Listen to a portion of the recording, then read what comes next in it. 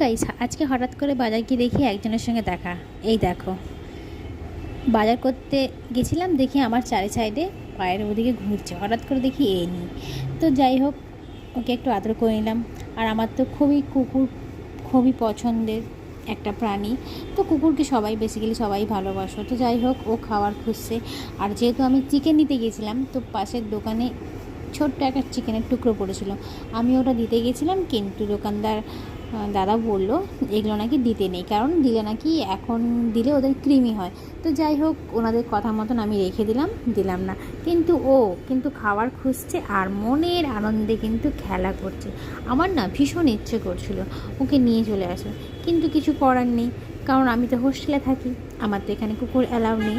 তো যাই হোক, দেখো কী সুন্দর খেলা করছে। ফেরার পথে আরেকজনের সঙ্গে দেখা, ও এখানে ঘুমিয়ে আছে আর ওখানে ও দেখো শুয়ে আছে।